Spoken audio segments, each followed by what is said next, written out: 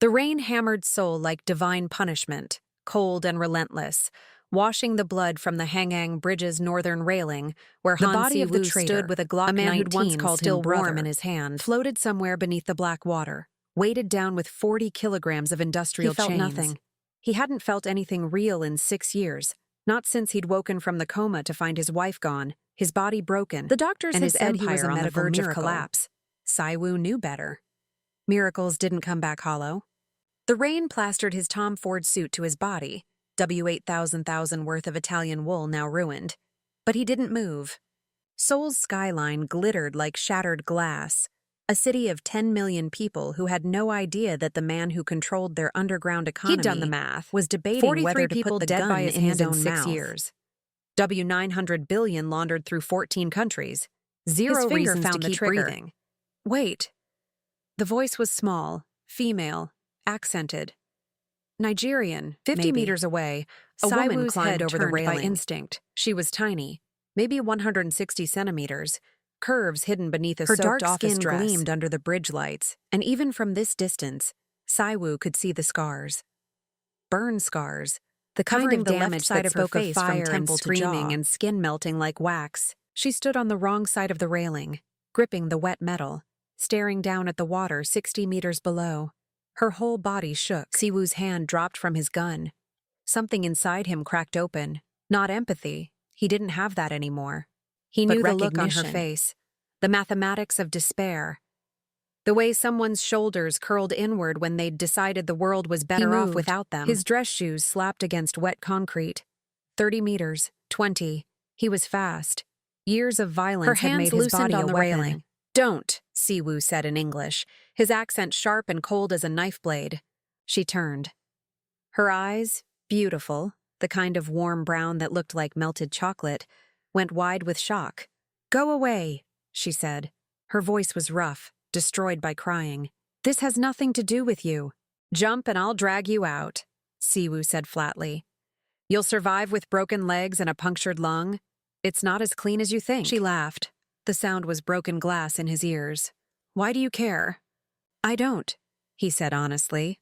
But I just killed a man tonight and I don't want to watch someone else die. That stopped her. She stared at him. The expensive suit, the cold eyes, the way he held himself like a man intimate bad with man. death, she whispered. The worst, Si-woo agreed. What's your name? Ngozi Ezi. But it doesn't matter. Tomorrow everyone will forget I existed. Why? He was close now. 3 meters. Close enough to grab her if she jumped. You wouldn't understand. Fresh tears spilled down her cheeks. You're beautiful. Powerful. Men like you don't know what it's like to be called ugly and useless and barren in front of 2 million people. Si-woo's blood went cold. Rage, maybe. The first real emotion he'd felt in 6 years. 2 million people are idiots, he said. His voice had gone soft and lethal. And whoever called you those things is a dead man. She laughed again, that terrible broken sound. It's already done. My ex-fiance did a live stream. Told everyone I was too ugly to marry, too barren to give him children. He showed medical records, receipts from fertility clinics. She pulled out her Everything. phone.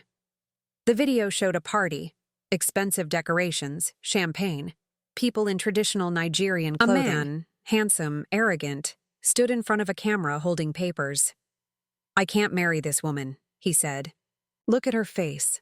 Look at this medical report. She's barren, damaged goods. I deserve better. The video had 2.3 million views, 12,000 comments. Si-woo didn't need to read them to know they were vicious. He looked at Ngozi, saw her scars, saw the absolute defeat in her eyes. And for the first time in 6 years, Han Si-woo felt something real. Fury.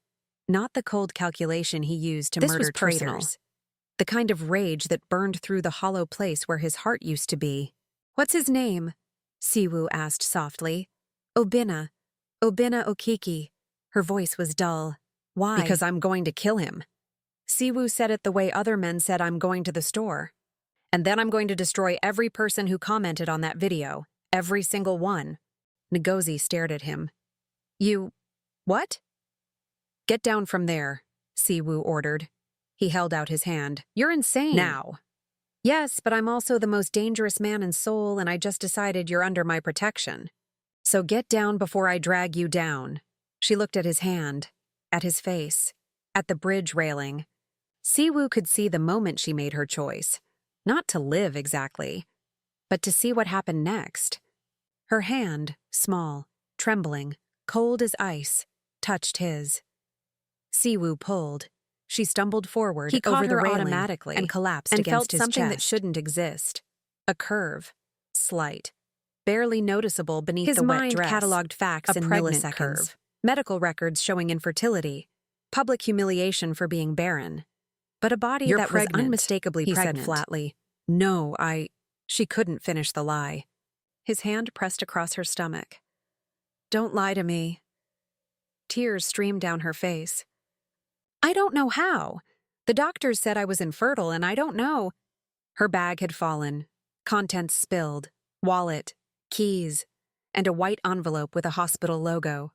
Gangnam Women's Hospital. Patient, Ez Ngozi. Result, pregnant, approximately 8 weeks. Siwoo's mind started connecting Patient dots. Presents with no memory of conception Hospital, where his ex-wife had worked, where she'd stolen his medical records. 8 weeks ago, Siwoo had woken in a hotel room with no memory and GHB in his system. He'd assumed it was an assassination attempt. But what if someone had lied? What if his ex-wife, brilliant, psychotic Ji-hye, had done something unforgivable? Siwoo looked at Ngozi, at her scarred face and pregnant belly, and he made a decision that would change everything. Come with me, you're pregnant, you don't know how, I'm taking you somewhere safe. And then you're going to tell me everything about the last 2 months. Why would you— Because, Siwoo interrupted, his hand finding her stomach. I think that baby is mine. Silence. Rain hammering. Soul lights glittering. That's impossible, she whispered. So is surviving poison that should have killed me. So is a woman declared infertile being 8 weeks pregnant. He pulled off his suit jacket and draped it over her shoulders. My car is there. He pointed to a black Bentley Bentayga, $300,000 worth of armor and luxury. You're getting in it. And tomorrow I'm going to destroy the man who humiliated you while I figure out if you're carrying my child. You're crazy, Ngozi said. But she wasn't pulling away. Yes, Siwoo agreed.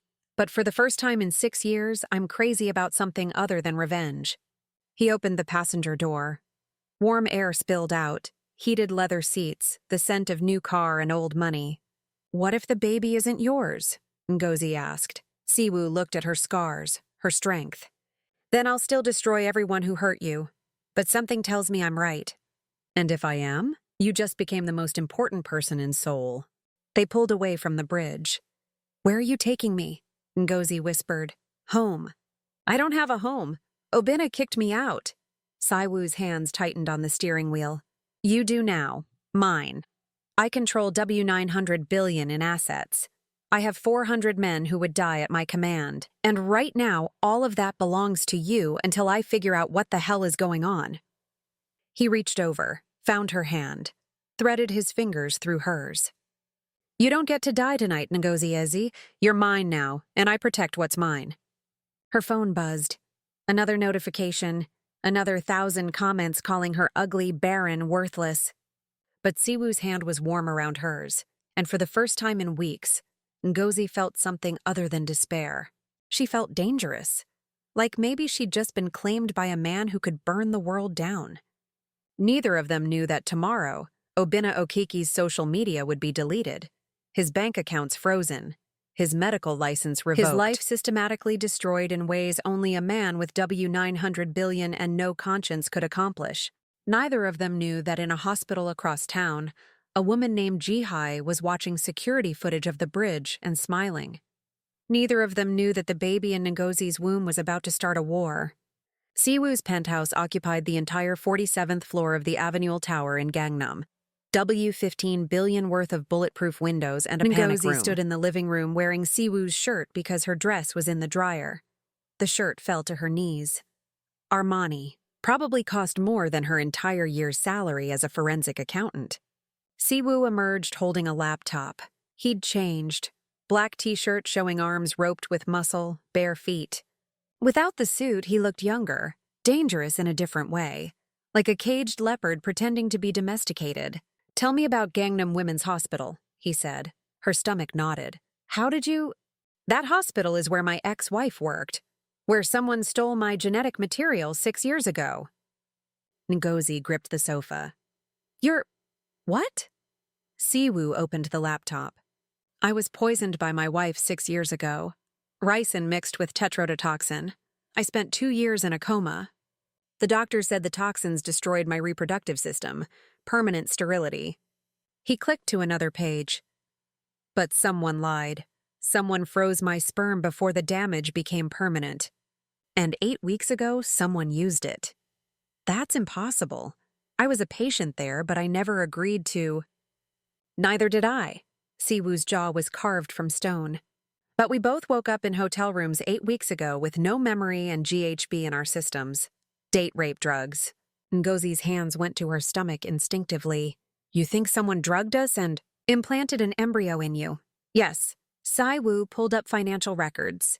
Ngozi's professional eye caught the patterns immediately. This is the hospital's private account, she whispered. I balanced these books, but this section, I never saw this. It's hidden. Double entry fraud. Her fingers flew over the keys, shell companies, money laundering structures. Oh my God! This isn't just fertility treatment, this is trafficking. They're stealing genetic material from wealthy patients, creating embryos, selling them to buyers in 14 countries. Joe, 500 million per embryo. Siwoo's expression didn't change, but something lethal flashed in his eyes. How many embryos? Ngozi scrolled through spreadsheets. Her hands started shaking. Based on these invoices, hundreds, maybe 1,000 over 6 years. Who runs it? Siwoo's voice was soft, deadly soft. Ngozi found the name buried in corporate documents. Dr. Park Ji-hai. She looked up. Your ex-wife? Yes. The single word carried enough rage to level cities. She didn't try to kill me. She tried to own me, my genetics, my legacy, everything. Ngozi hugged herself. But why me? I'm nobody. You have a uterus that works. According to these records, you were flagged as a perfect gestational carrier. Young, healthy, history of trauma made you vulnerable to manipulation. Her voice cracked. The fertility treatments. They said I was infertile, offered experimental treatment. Which drugged you? Siwoo finished. He knelt in front of her. You were implanted with an embryo created from my sperm and an egg Ji-hai bought from some trafficked donor. The baby is genetically half mine, but you were violated, used. We both were. Ngozi's eyes burned. Why would she do this? Control. Ji-hee can't have children, hysterectomy after cancer, so she creates them using stolen genetics. Probably planned to kill you after birth and claim the baby was hers. The room spun. Ngozi pressed both hands to her stomach. I should go to the police. The police won't touch Ji-hai. She has 3 judges and the chief prosecutor in her pocket. I know, because I put them there before she betrayed me. You go to the police, you die. The baby dies. Then what am I supposed to do? Siwoo's hand came up slowly and cupped her scarred cheek. His thumb traced the burn tissue from temple to jaw. Nobody had touched her scars like that, not even her mother. Obina had refused to touch that side of her face for 3 years, but Siwoo's touch was gentle, reverent. Like her scars were precious instead of monstrous. You're beautiful, he said quietly. Don't lie to me, not you. I don't lie. You survived fire. You lived when your body told you to die. You're carrying a baby that shouldn't exist. You're still breathing even though the world tried to break you. His thumb stroked her scarred cheekbone. That's not beautiful? That's fucking magnificent. Something inside Ngozi cracked. Not broke. It had broken in that live stream video. This was different. This was ice melting. The first warm thing she'd felt since her world ended? A tear slipped down her cheek. Siwoo caught it with his thumb. I want to go home, she whispered. But I don't have one anymore. Yes, you do. Here. With me. Until we destroy everyone who hurt you. You don't owe me anything. No, Siwoo agreed. But that baby is mine. Half of it anyway. And I protect what's mine. That includes you now. Ngozi should have been terrified. She was being claimed by Seoul's most dangerous criminal. But Siwoo's hand was warm. His eyes promised violence against anyone who threatened her. And for the first time in 8 weeks, she didn't feel alone. In his bedroom, Siwoo made calls. Find Dr. Park Ji-hae, locations for all her properties, security details, every financial record she created, every victim she trafficked, everything. And Yoon, put protection on Ngozi easy, round the clock. If anyone gets within 10 meters of her without my authorization, you have permission to shoot them. Then he made another call. Nigerian man, medical professional, currently in Lagos. I want him to lose everything, career, money, family, respect. But I don't want him dead. I want him alive and broken. The voice quoted a price. Siwoo transferred W2 billion without blinking. For the first time since waking from that coma, Han Siwoo wanted to be alive. Dr. On's private clinic didn't advertise because its clientele, celebrities, politicians, criminals, valued discretion. Ngozi sat on an examination table while Dr. On ran an ultrasound. Siwoo stood against the wall like a weapon waiting to be fired, Dr. On said, turning the monitor. 9 weeks, 2 days, perfectly healthy fetus. Strong heartbeat. On the screen, a tiny shape pulsed with life. Ngozi started crying, couldn't stop. Siwoo crossed the room in 3 strides to grip her hand. It's okay. You're okay. Dr. On confirmed. The embryo was created via IVF, medical intervention, not natural conception.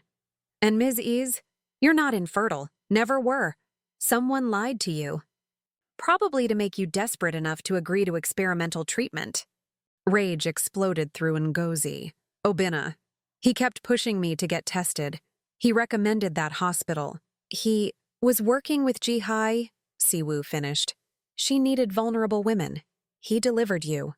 He called me barren on camera, humiliated me, and he knew I wasn't. Siwoo's eyes promised violence. When we're done with Ji-hae, I'll make sure he pays for every second of that video. They were halfway to the elevator when the windows exploded inward. Bullets tore through the clinic's reinforced windows. Ngozi's scream died in her throat as Siwoo's body slammed into hers. He tackled her to the ground, protecting her stomach as bullets shredded the walls. Stay down. His hand was already pulling a Glock 43X from his ankle holster. The elevator doors opened and 8 men poured out. Black tactical gear, submachine guns, professional. Siwoo's response was 3 bullets. First man dropped with a hole in his forehead. Second took one in the throat. Third stumbled back, clutching his chest. Run! Siwoo hissed. Fire stairs, now! Ngozi was frozen. The spray of blood, the wet sound of flesh tearing. Ngozi, move or we both die! That broke through. She scrambled to her feet. Siwoo grabbed her arm and ran, his body between her and the shooters. Bullets followed them. They hit the stairwell. Down 3 floors, there's a car waiting. Behind them, the door exploded open. Footsteps thundered after them. Siwoo stopped on the landing, turned, and fired up the stairwell. Screams. A body tumbling down concrete stairs. Then something hit Siwoo. His body jerked. Blood bloomed across his left shoulder like a crimson flower. No! Ngozi grabbed him. Keep moving! Siwoo gritted out. Blood poured between his fingers, but his gun hand stayed steady. They hit the ground floor. A black Mercedes G-Wagon sat idling at the curb. Yoon was already firing at the building. Get her in! Now! Siwoo practically threw Ngozi into the back seat. He dove in after her as bullets punched through the armored windows. Yoon floored it. 120 kilometers per hour through Seoul. Who sent them? Ji-hae. She knows we're investigating. Ngozi pressed down on Siwoo's gunshot wound. You need a hospital. No hospitals, they'll track us. His thumb stroked her wrist despite the pain. You and the baby, are you okay? You took a bullet for me. We barely know each other. I know enough. Siwoo's eyes found hers. And I'd rather die than let Ji-hae touch you. Something inside Ngozi broke and mended simultaneously. This man had thrown his body over hers without hesitation, was bleeding out, and his first concern was still her safety.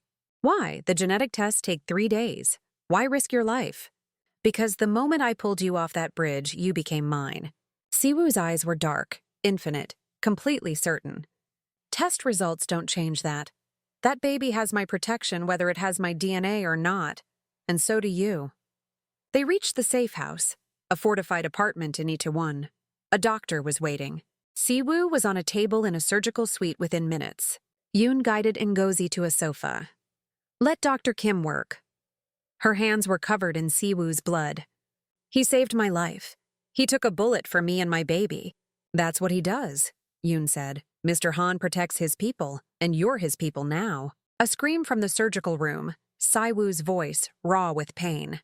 No anesthesia. Then, is she safe? She's safe, Yoon called back. Good, don't let her leave. Yoon showed her his phone. Jihye had posted a missing patient alert. Ngozi Eze, Nigerian national, suffering from mental health crisis. Considered dangerous to herself and unborn child.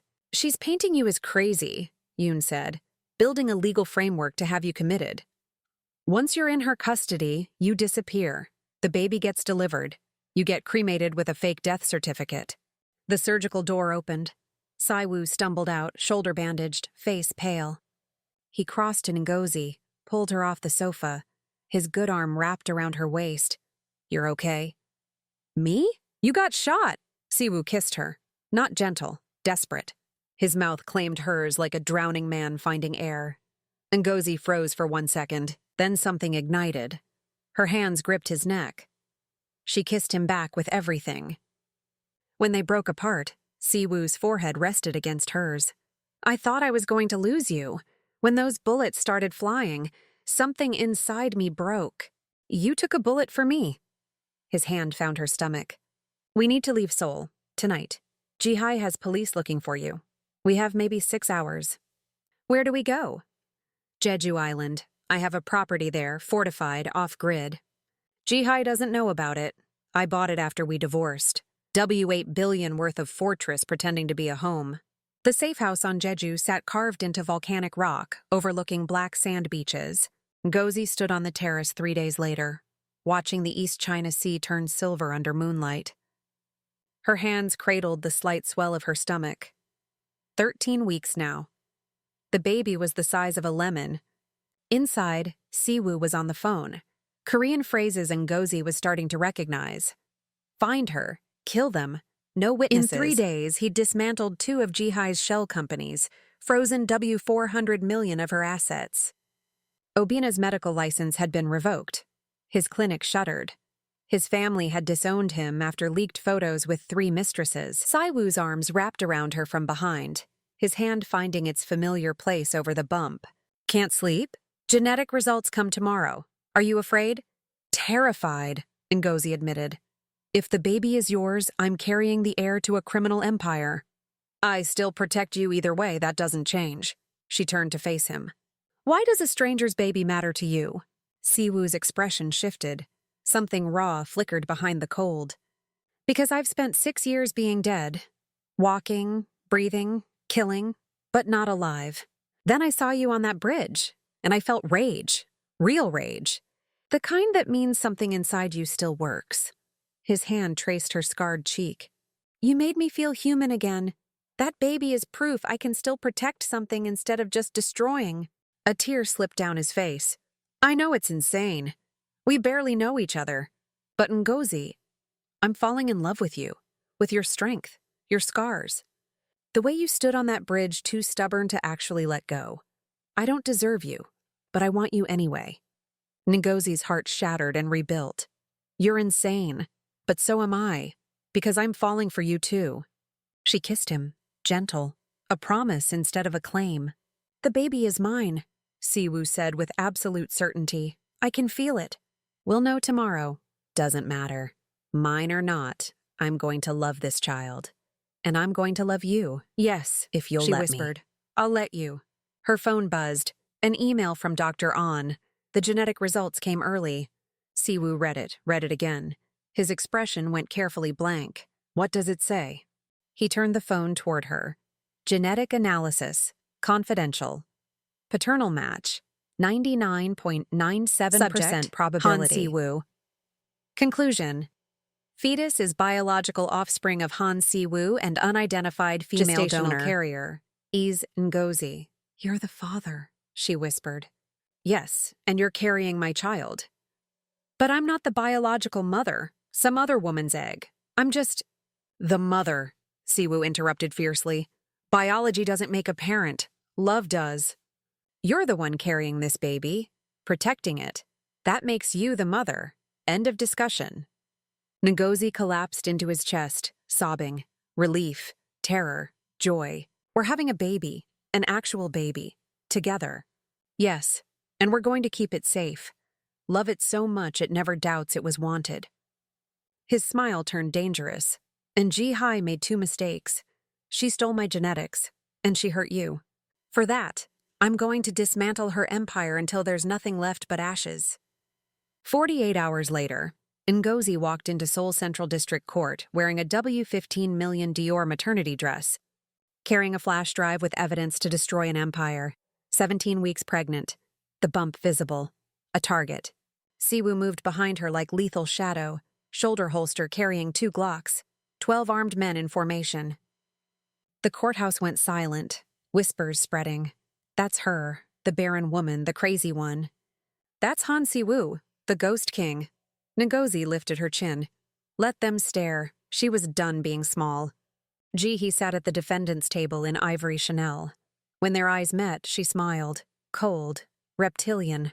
Ngozi took the witness stand, told everything. The false diagnosis, the drugging, the forced implantation. I have video evidence, Siwoo announced. Surveillance footage showing Ngozi being drugged, wheeled into surgery unconscious. Ji-hai performing the implantation. The courtroom erupted. We have 34 similar videos, the lawyer said. $4.2 billion in revenue over 6 years. Embryos sold to buyers in 14 countries. Ji-hai's composure cracked. That embryo was created using my research. The embryo belongs to my research program. The courtroom went silent. You're admitting you implanted an embryo without consent, the judge said slowly. Then claimed ownership of the pregnancy? Ji-hai's face went white, realizing her mistake. Arrest warrant for Dr. Park Ji-hai, human trafficking, genetic material theft, assault, conspiracy to kidnap. As bailiffs approached, Ji-hai's eyes found Siwoo. You destroyed everything I built. You destroyed yourself when you decided people were commodities. She turned to Ngozi, venom in her smile. That baby will always be mine. You're nothing but the womb I chose. Ngozi walked down from the witness stand, stopped directly in front of Ji-hai. I'm the mother, not because of biology, but because I'm the one who loves this child, who will protect them. You created an embryo, but I'm creating a person. Ji-hai lunged, spat in Ngozi's face. The bailiffs dragged her away, screaming about property and stolen research. Siwoo reached Ngozi first, cleaning her face with his sleeve. You are magnificent. I feel dirty. You're not. You just saved 34 women, exposed a trafficking empire. You're a fucking hero. In the Mercedes, Siwoo showed her a message. ICC wants cooperation. Full disclosure of your criminal activities in exchange for immunity and protection for trafficking victims. That's your entire empire. $900 billion in assets. If you give them everything, I do it. All of it. Names, assets, locations. I'll dismantle my own criminal empire to keep you and the baby safe. That's insane. That's your entire life. My life is you now. Siwoo kissed her softly. You and this baby. Everything else is just assets. He started typing. I accept ICC's offer. Full cooperation. 200+ criminals. $800 million in seized assets. Grabbed his face. Everything. You just gave up everything. I traded a kingdom for a family. Best investment I ever made. Besides, I kept $100 billion in legitimate investments. Real estate, tech stocks, clean money. We'll be fine. The contractions started at 3 a.m. in their new apartment in Hanam-dong, legitimately purchased with clean money. Ngozi gripped the bathroom sink. Siwoo, it's time. He was there instantly, barefoot, hair disheveled. 6 months of legitimate life had softened some of his edges. The hospital room was private, luxurious, $20 million per night. Siwoo stayed by her side through every contraction, didn't flinch when she cursed him for getting her pregnant. At 6:47 a.m., Dr. An said, "It's time to push." At 7:23 a.m., Han Minji entered the world screaming, 3.2 kilograms of pure rage. Dark hair plastered to her skull, skin a beautiful blend of Nigerian and Korean features. Dr. An placed the baby on Ngozi's chest. Warm, wet, screaming, alive. "Hi," Ngozi whispered, tears streaming. "Hi, baby girl, I'm your mama. I've got you." Siwoo stood frozen, face wet with tears. His hand hovered near the baby like he was afraid to touch her. "She's so small." "She's perfect. Siwoo, meet your daughter." She guided his hand to the baby's back. The moment his palm touched her skin, the last remnants of the Ghost King vanished. Wonder. "Hello, Minji," he said in Korean, then English. "I'm your father. I'm going to love you forever." 3 days later, they brought Minji home. Ngozi's mother flew in from Lagos with 2 sisters. The apartment filled with the scent of jollof rice and egusi soup. "She has your eyes," Ngozi's mother told Siwoo. "Strong eyes."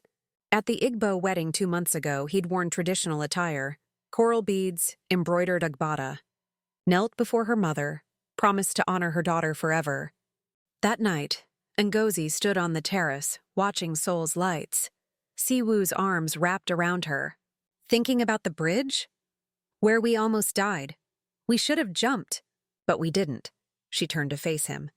"We chose to live, and look what happened. We have a daughter, a family, a legitimate life. We destroyed a trafficking empire, saved 34 women, and we fell in love." "Best decision I ever made," Siwoo said. "Pulling you off that railing." "Best decision I ever made was trusting you." She kissed him, soft, tender, the kind of kiss that promised forever. Minji's cry echoed from the nursery. Both of them laughed. "She has perfect timing. She's 3 days old and already ruling the house. Definitely your daughter." They stood watching Minji sleep, his arm around her waist. "We made it," Ngozi said softly. "From that bridge to this." 6 months ago, she'd stood on a bridge ready to end her life because a man called her barren and ugly. Because she believed the world when it said she was worthless. Now she stood in a nursery, loved by a man who'd burned his empire to keep her safe. 5 years later. Minji ran through Seoul's Children's Museum, dark braids flying. "Appa! Daddy! Look! T-Rex!" Siwoo chased after her, moving slower. The bullet wound flared up in cold weather. But he smiled more, laughed more, lived more. Nosy followed, hand on her belly. 7 months pregnant with twins, naturally conceived. The doctors called it a miracle. Siwoo had built them a legitimate empire. Tech investments, real estate, a foundation for trafficking victims that Ngozi ran. Wealthy beyond measure, but the money was clean. And Siwoo had become a different man. Still dangerous when threatened. That would never change. But gentle in daily life. The kind of father who did tea parties with stuffed animals and learned to braid hair through YouTube tutorials. They walked through Seoul, a family among millions. No one knew that the man carrying a 5-year-old used to be the city's most dangerous criminal. That the pregnant woman had once stood on a bridge ready to jump. That the child laughing on his shoulders was created in a laboratory by a psychopath. Their past was buried. Their future was bright. "Happy?" Ngozi mouthed across the restaurant table. "Completely," Siwoo mouthed back.